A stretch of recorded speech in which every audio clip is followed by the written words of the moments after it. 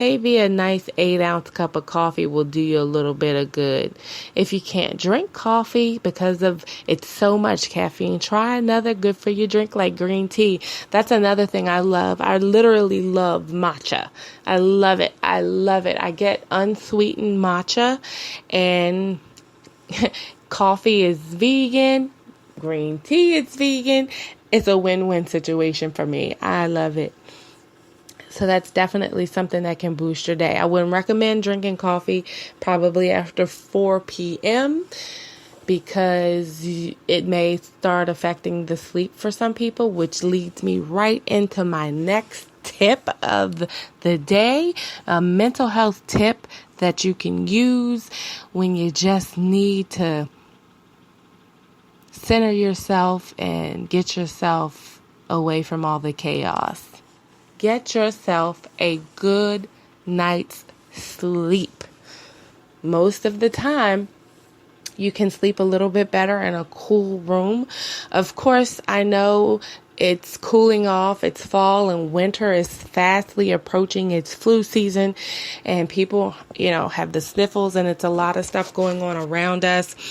But have you ever went to sleep at night and you had the heat up so high and then you woke up and then you were sweating? So it's best to stay at an even temperature between 60 and 67 degrees Fahrenheit when you're going to sleep. And that way your body temperature can kind of normal itself out. I want to talk to you about sleep. And this is a subject that's also very important to me. I'll be sharing some very important things with you in the future about sleep. It's definitely a subject that's near and dear to my heart, and something I still struggle with to this day. As a type A person, I have a lot of things going on. I'm usually involved in a lot of projects. I usually finish one thing and go to another, or I have several things going on at one time. And many may know I'm in a PhD program and I'm working full time. I'm doing theater and all these different kinds of things. And I wear so many hats recently, the elections. So sleep is very essential for me, and I wasn't always getting the best quality of sleep. So now that I'm sleeping better and I kind of got that tweaked out, I cannot tell you how much it is so important that you sleep. And I don't know what it is about the numbers, but it is so important for you to get 7 to 8 hours of sleep. I want to say 8. Again, when I talk to you on this radio show, I'm not a doctor, so nothing I say is a medical claim, and it does not substitute the information and the research that I share. It does not substitute you speaking with your doctor or your specialist about your particular situation.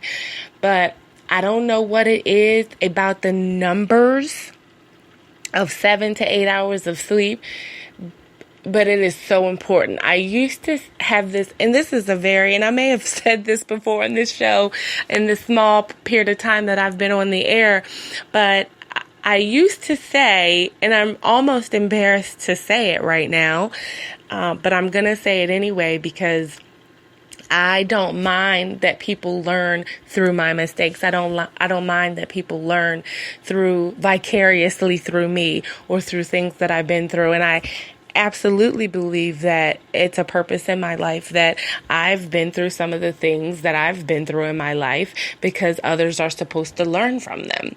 And I used to have this literally, I'm going to say stupid, because I kind of think it is, even though I rarely use that word.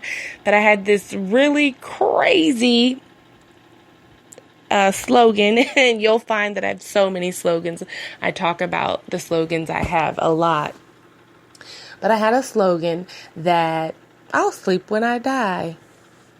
And it's so silly. I'll sleep when I die. Of course, we'll all be asleep when we die.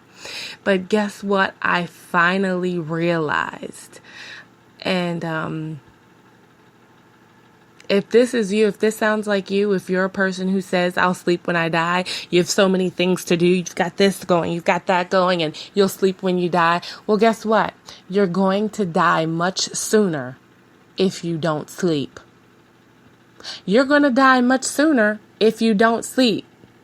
Can I say it for a third time? You're going to die much sooner if you don't sleep. The body is designed to sleep. You don't have to be a doctor or a rocket scientist to know that. Sleep is so essential. I remember reading a study, and this was probably like 10 years ago. It probably was longer than that. I think I was an undergrad working on my bachelor's degree when I read this study that being sleep deprived is equivalent or worse to being drunk and driving behind the wheel. And it's ironic actually that I'm saying this because I'm quite exhausted. I am running on 5 to 6 hours of sleep and working the polls from the time that I got up in the morning to getting home and going to sleep last night, 20 hours straight. So I was in the car today just, going from point A to point B, and I was just exhausted. I was tired. And maybe you guys hear it in my voice, but know that my passion and my compassion is still here. And I love you guys. But going to sleep is so important. It's essential. It's needed. I can't wait to talk about this subject more. I'm going to have a whole show in the future detailed just about what sleep can do for you, how rejuvenating it has been, and I'll dig a little deeper into my own life and tell you exactly what sleep has done for me, how it has saved my life, how it has rejuvenated me in ways that I didn't think was possible. And that old adage that you'll sleep when you die, it is no longer my slogan. I will never say it again for me. I don't recommend that others say it. And while I'm on that, and I'm going to say this really quickly, we have to watch what we say out of our mouths. The tongue is very powerful. The Bible says that there is life and death in the tongue. I believe that. We can speak things into existence. And so when you go throughout your day and you're thinking of being more compassionate to yourself and to others, watch what you say. Watch what you say. Watch what you do. Watch the way you act. But specifically, watch the things that come out of your mouth. Try that, actually. Maybe that would be a good compassionate challenge for someone to email to me about how it went for them. But try that this week, in this rolling week, and I can't wait to ask you about it on Wednesday. And let me know how it works for you. Even if you start to say something that's a little weird or that's a little off, catch yourself. Think about it. Be intentional. Be intentional about what you say. Be intentional about what you do. If you're facing something, if you're in the face of chaos, if you're in the face of drama, if you're in the face of harm and anger, get yourself out of danger if you're in danger. If you're not in danger, shake it off. Do something that's going to protect your mental health and your sanity. Do something for you. And with that, I'm wrapping up this segment of The Compassionate Kind. I'm your hostess, Sherelle Ashton. This is Life Enhancement Radio. Radio that makes you better at lifeenhancementradio.com. And I love you so much for listening.